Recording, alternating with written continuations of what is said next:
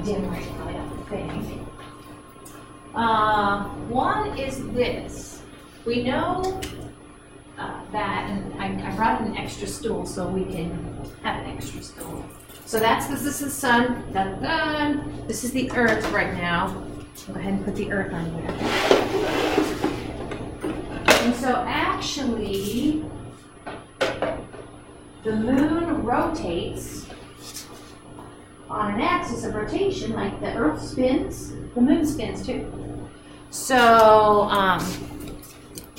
this is going to be my moon. All right. So we'll talk about phases here in a minute. So I'll put my phase moon down. This is my moon to try to convince you guys. I don't know if you guys can read this, but this says near side, okay, and this says far side. So there's two hemispheres of the moon. Actually, this just came in the other day, and so let's see. Hang on. So can you read what's on that gold? It says eastern limit of lunar Eastern limit of lunar visibility. So what does it say?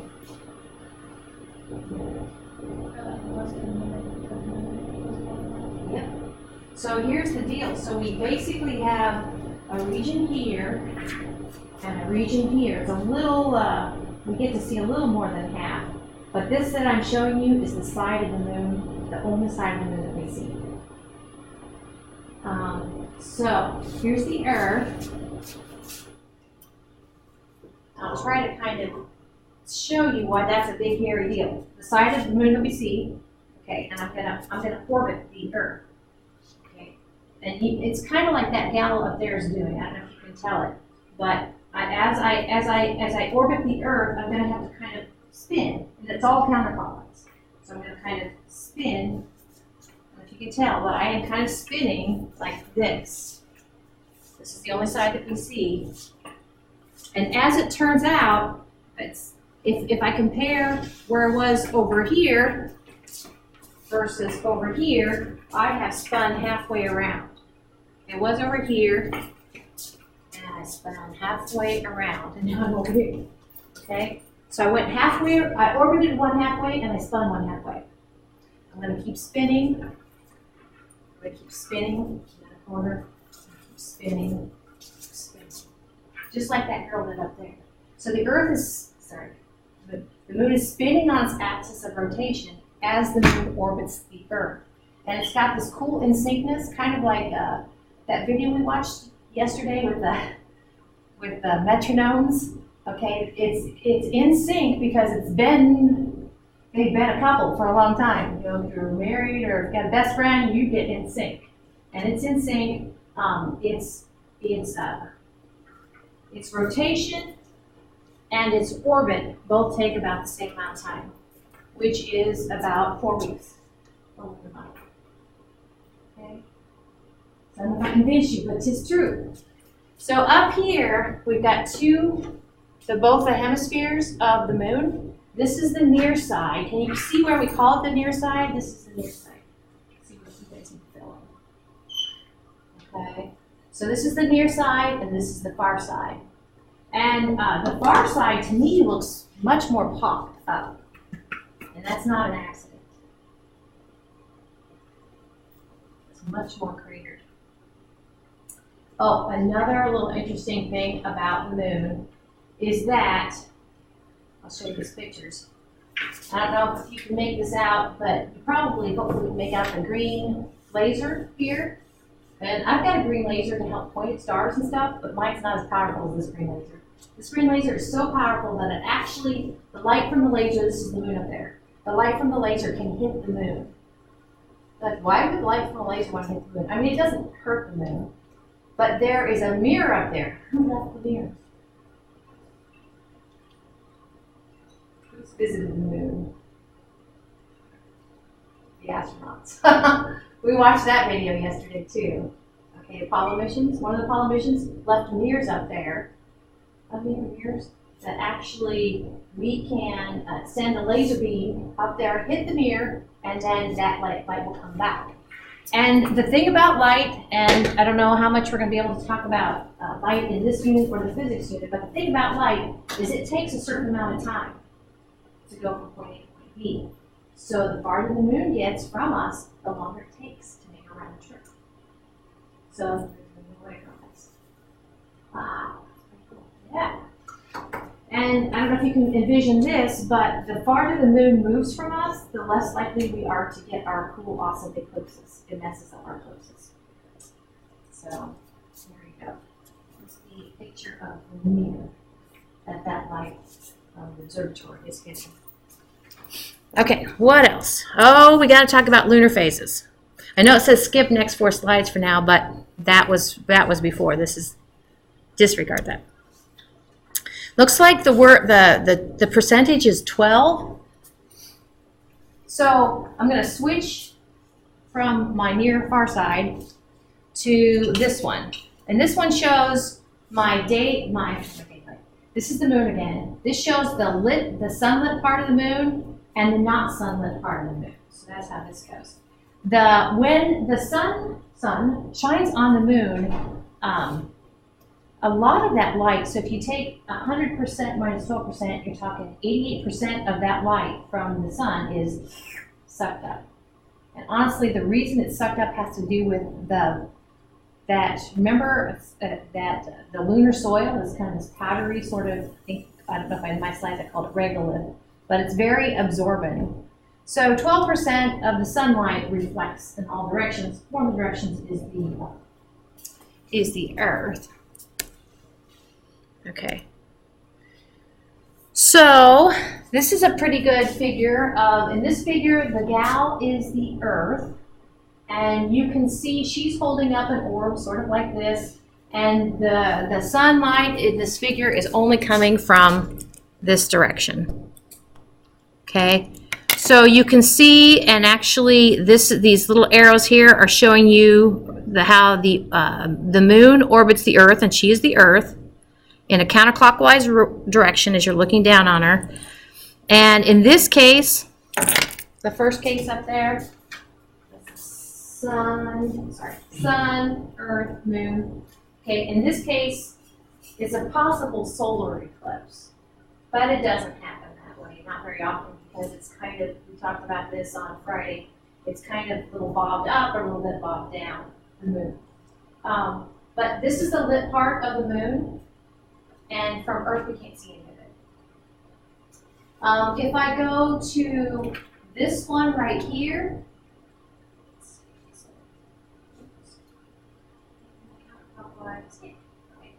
so notice then, I'm going to go counterclockwise. The moon's going to orbit the Earth counterclockwise, and it's going to spin on its axis of rotation. I'm not showing that part here.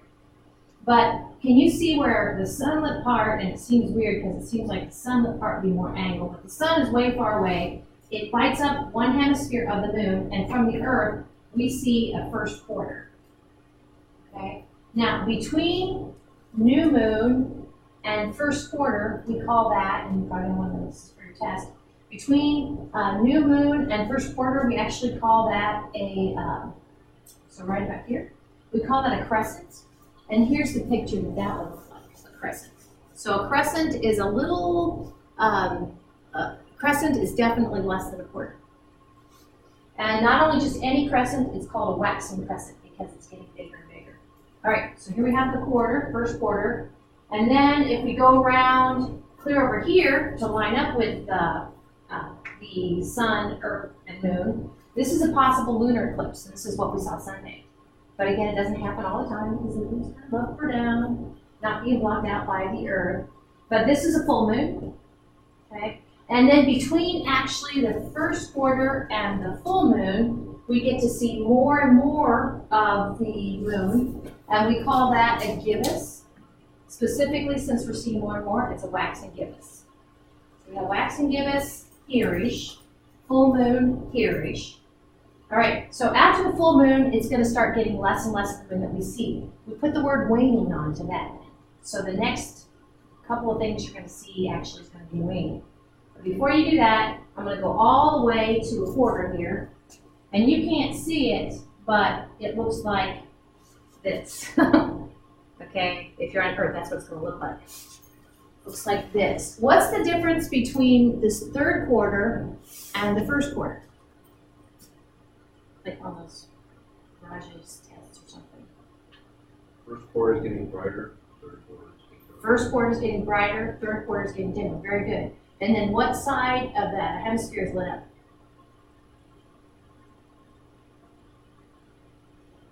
Like left, right. Like if you look at the circle of the moon, which you know it's the moon, even though you can't see it because it's not looking like the sun, is the which the first quarter or the last quarter has the right side lit up? Here's the first quarter, and here's the third quarter. So the first quarter has the right side lit up, and the third quarter has the left side lit up. That's yeah. And that's the real deal. That's the way it will be. So between the full moon and the third quarter, we have the waning process. And actually, between there, we're going to have what we call waning gibbous. It's right here. And then after third quarter, we're on the home stretch, on our way to new moon. So this is third quarter, and then over here, we're going to get a crescent again, and it's going to be a waning crescent, just like you see it. Now, I like this figure too, because let's go over here. Let's do a waning crescent, shall we? So here's the deal. The Earth is spinning on its axis. That's what gives us day and night. I'm going to go ahead and put this kind of barrier. I don't know. I need to get a new globe one of these days. I'll put this barrier to kind of distinguish between nighttime and daytime. But do you guys buy this that, see the Earth spins counterclockwise? Okay. So here, my east coast is going into night over here. And do you see where at night it's not going to see this moon? Okay. We're actually going to see this moon. This would be midnight. Okay, here I'm approaching. Here I'm approaching dawn. Wow. And here somewhere actually it says you're going to see that crescent moon rise at 3 a.m. in the morning. You're not going to see that crescent moon, that waning crescent moon all night long. You're only going to see it kind of almost before sunrise. The way I think of it is kind of close to the sun. Similarly, over this crescent over here, you're only going to see it shortly after the sun sets. So that crescent, this other crescent, is going to rise at 9 a.m. You can see the moon in the daytime, kind of near the sun. And it's going to set at 9 p.m. It's not going to be up all night long, okay, because of its proximity to the sun. And it's the sun that gives us day and night. So I like those time zones. There are tables on the internet where you can actually look up moonrise and moonset times. So I already tried super glue. That didn't work. All right. What else do we have? All right. So, like I said, waxing, getting more light. Waning, getting less light. Of course, we have waxing up to full moon and then waning after full moon onto new moon. Crescent means a sliver, kind of like a crescent roll. And gibbous means it's more than a quarter. So I definitely don't have your unit exam made up for astronomy, but I'll ask you some of those questions somehow. Somehow, some way.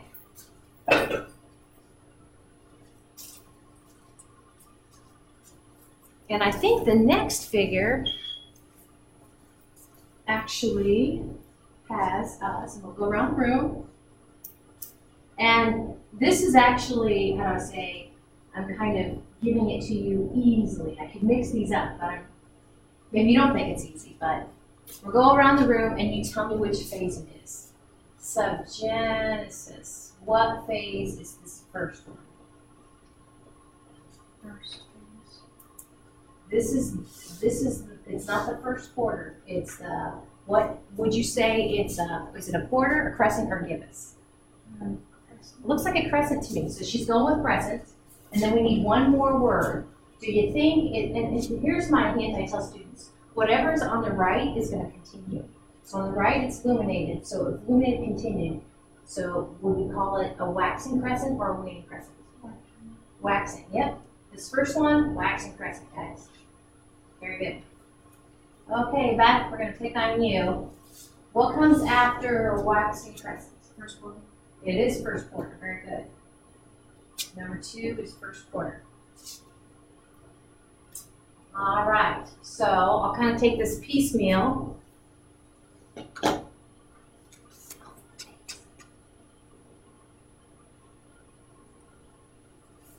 So your first name again? Kaylee. Okay, Kaylee. So this number 3, do you think it's a crescent, a quarter, a full, or a gibbous? Gibbous. I think it's a gibbous too. Is it waxing or waning? Waxing. It is a waxing gibbous. Very good, waxing gibbous.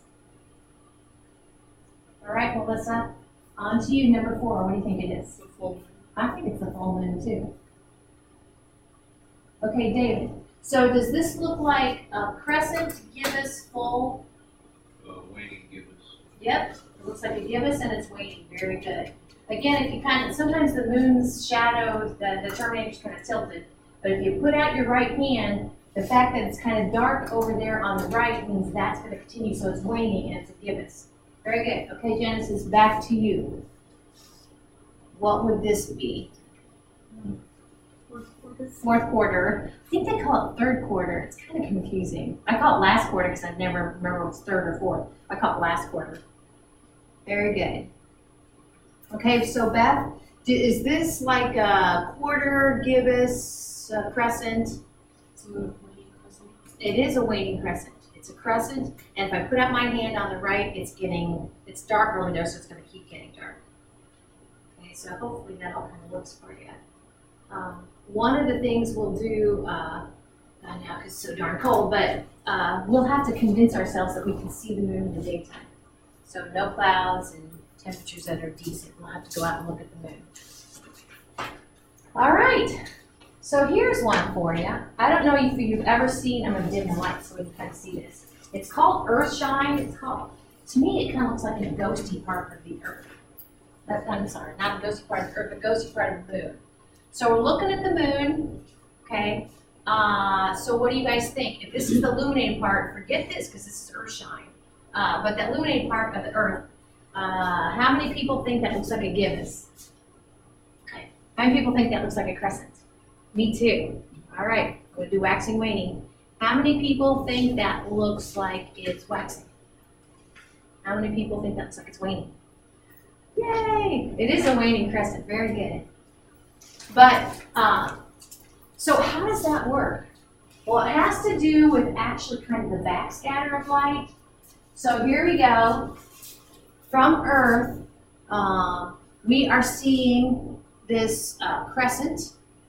This would be a waxing crescent, wouldn't it? On the other side. But we also see the not lit part of the moon for this reason. Basically, sunlight from the sun hits the Earth and backscatters up here. I guess I should be kind of pointing over here. So we actually then see kind of this lit up from the backscatter of the Earth. Light from the Earth. I think that's so cool. It only happens or is most pronounced when, and this would kind of make sense because of kind of proximity, when the sun is relatively close to the planet. You know what I mean. When the moon is relatively close to the sun, that's when this is going to happen. When's that? Actually, at our crescents, whether it's a waning crescent or a waxing crescent. It's called Earthshine. Pretty cool. A word there. Okay. Then the last topic we need to talk about is tides. Let me turn some lights here. Tides. Anybody here ever lived on a coast?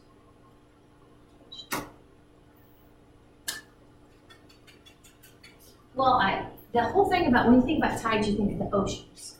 And this thing that I'm going to describe only actually works with large bodies of water, such as oceans. And it's a gravity thing. We'll talk more about gravity, I think, a little bit when we hit our physics unit. But the moon, actually, and the sun a little bit, but the moon mostly, affects the oceans. Right here.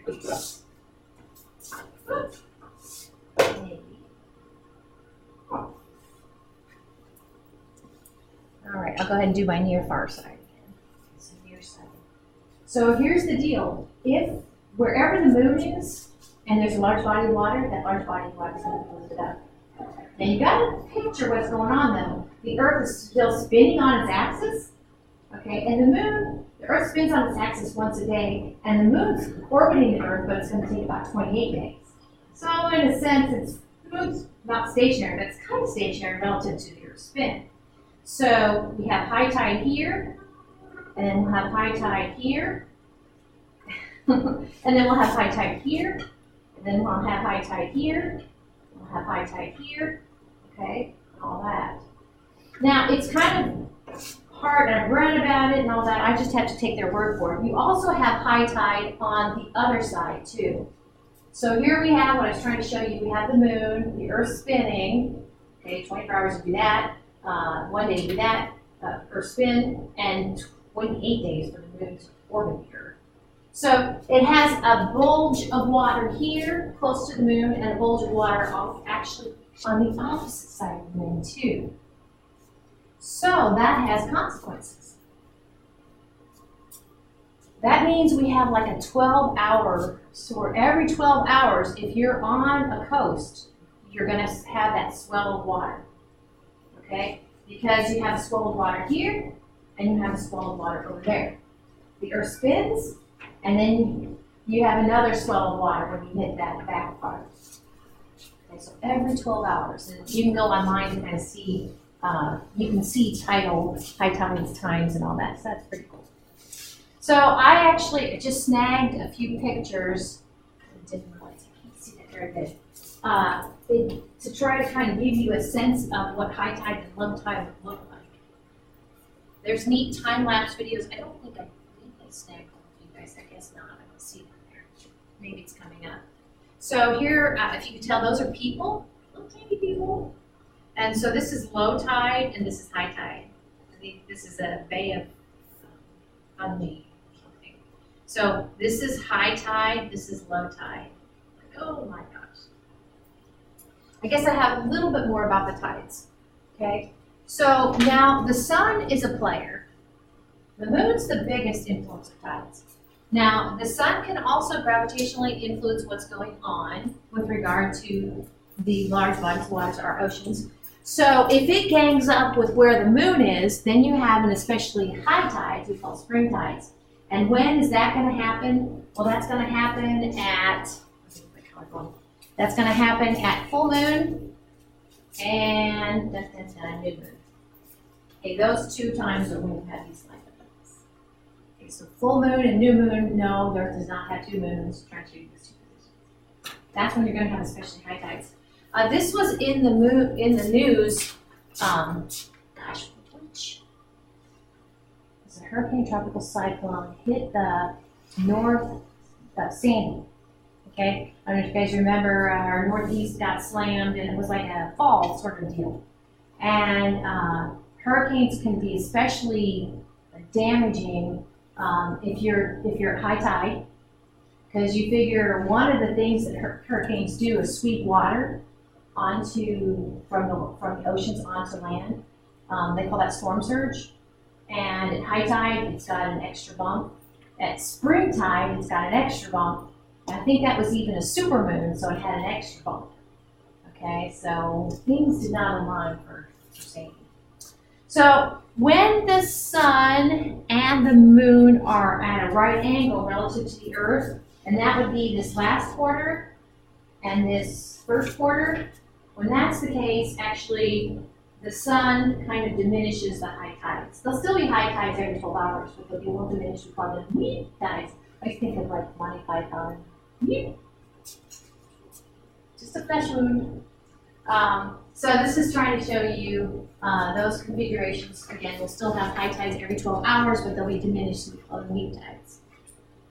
Okay, on to the planets, which you guys so creatively made the other day. Oh my gosh, I was at of course, like when it's a snow day on Wednesday, you go shopping or you go out to eat. So anyway, yeah, we went out to eat in Burlington on Wednesday. Love that. I love the snow day was awesome. And then this isn't you guys. And then went to Dollar General and got all sorts of things to color, like the styrofoam things. You guys didn't get those. I got like finger paints to color the planets and next time.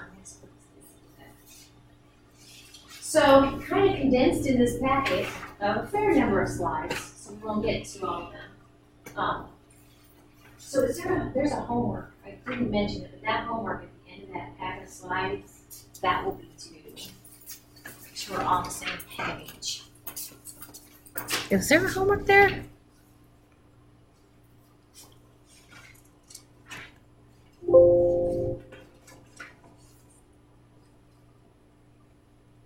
Yeah, how we doing? Okay, so this homework. So this is due when we meet again, hopefully on Monday. Okay, so this is due on Monday. And I kind of dropped the ball. I didn't send everybody like a picture of. You still have these on your slides? Okay, I'll give you a minute to jot it down. So, Beth, did you get a book yet? Yeah, I haven't. I think everybody's got a book now. I meant to, I started to say, kind of dropped the ball. I did send you a screenshot of what was due. Sketch and label the phases of the moon in order as they occur. And describe the two main features visible when we look at the moon. Starts with letter N. Does anybody remember the dark regions that you see on the moon? Maria, M-A-R-I-A. I can never remember like what's plural. I think plural is M-A-R. Maria. And the white regions on the moon starts with letter H. Climb up the mountain. Highlands. Maria and Highlands. Be the two regions. Short answer, page 508, 509, numbers 8, 9, and 11, 14. Ooh, good thing I showed that slide.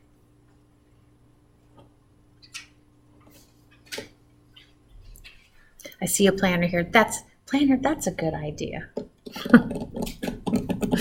I think so.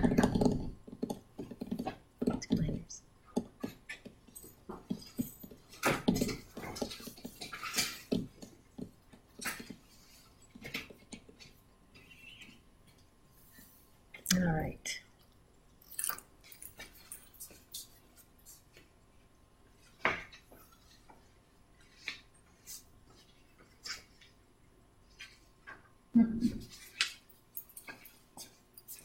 Okay, so I just for this next section on planets, there's so many things we could talk about planets. I'm just trying to hit the highlights. Oh. That's not it.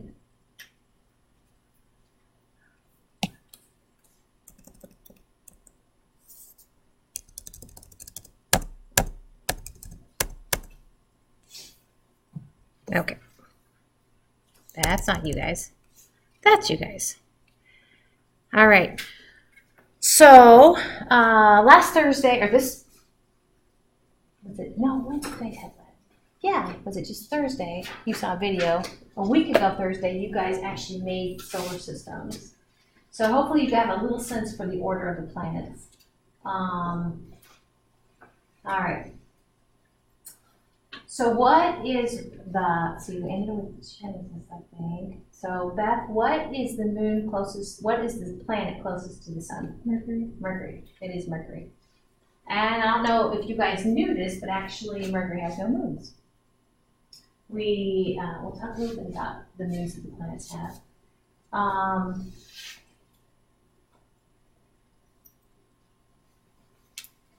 Kaylee. That's our daughter's middle name. I should remember Kaylee. Okay, Kaylee. Venus is the next planet. So Venus is about the size, do you have any idea? Size of what other planet? It's one we would love to know. Yep. Venus is about the same size as Earth. Very good. So that's the next planet out. So Melissa, what's the next planet out? Earth. It is Earth. Okay. So what do you think that might be, David? What's so special about the water that Earth has? It's has to do with like what is its physical phase? Like It's liquid. it is liquid. That Earth is the only planet with liquid water. Now we're finding water on other planets, and actually it's weird. Mars is a very busy planet, and we have all sorts of rovers, and it's under scrutiny and all this, and they have actually seen evidence that on Mars, water is moving too. It's kind of confusing. So Genesis, what comes after Earth? Mars. Mars. Yep. I don't think you probably know this one, Beth. How many moons does Mars have? It's one more than we have. 2. Mars has 2 moons, and we're going to see, like the video said, the fact that the Earth has a crazy, beautiful, massive moon is related to how it grew up. Basically, it got hit and all that stuff. Mars moons, we think were captured. They look like potatoes. So what planet, Kaylee, comes after Mars? Jupiter. It is Jupiter. Dun, dun, dun. Oh, sorry.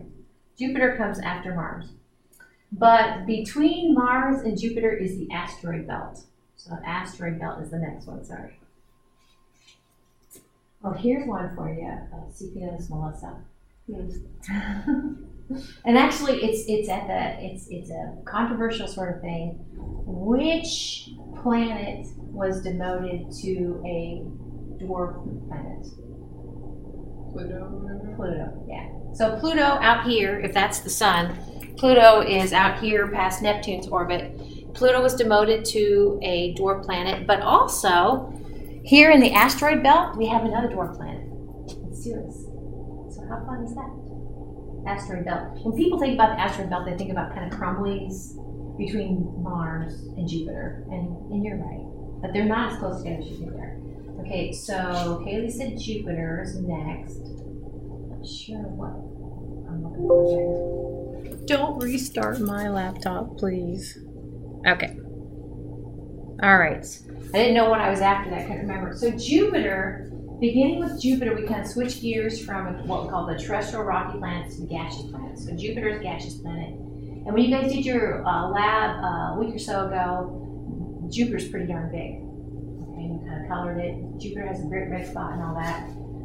Jupiter has 4 very large moons and then 60 or so other moons. The large ones are called Galilean moons. I lost track, so I think we're from David. So Saturn. What is it? What is the feature? And actually did this about a week ago, David, of Saturn? What was that plastic thing you put around Saturn? Rings. It was its rings. Yep. Now the other gas giants have rings, but Saturn's are the most obvious, beautiful ones. And what makes Saturn's, like if we look at Saturn through a telescope, we're going to see the planet Saturn, and we're going to see the rings. The reason we see the rings are actually because they're like ice-coated rock, like little kind of like comet-ish material that make like a disc of material around the planet Saturn, so they reflect light. Okay, so back to you, Genesis. What's the next planet after Saturn? I get these mixed up sometimes. Uranus. Uranus, yep.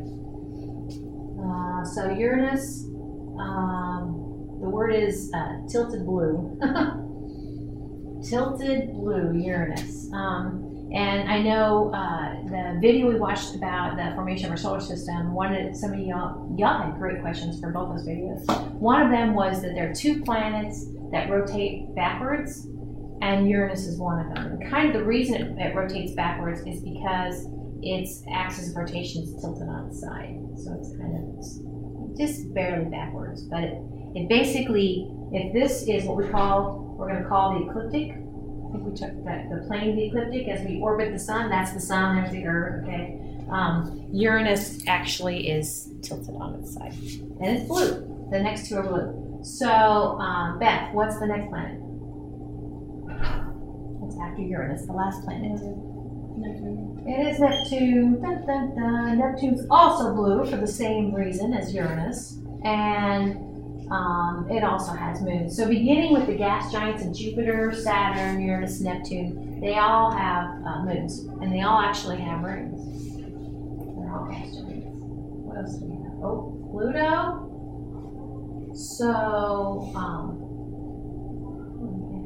So I guess over you, Kaylee, what did we say? Oh, it used to be classified as a, what would that be?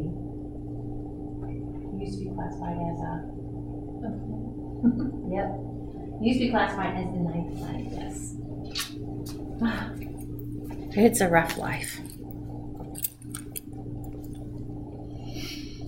The Kuiper Belt is home to comets. And I'll put this in form of a question. What do you think, Melissa? Plane of the what? Where did I use starts letter E a little bit ago? The elliptic. Ecliptic, yep. Ecliptic. And when on your unit exams, when you have to fill in words and stuff, I'm real generous with your spelling because I don't spell very well. So I would probably take elliptic, and it's ecliptic. Okay. Let's see. What else we got? Okay, David, what do you think? Okay, so first I'll describe it. So beyond Neptune, of course, we have Pluto, and where Pluto begins, actually, we have kind of the Kuiper Belt. Beyond the Kuiper Belt, we have the Oort cloud, which is also comets. And what is all of this centered on? What is in the middle of our solar system? The sun. It is the sun. So that's the word there. Everything's centered around the sun for the reason that it's the gravitational pull of the sun that makes this all happen. Okay, well that's a good place to stop, and we'll pick up here on Monday. Be careful out there.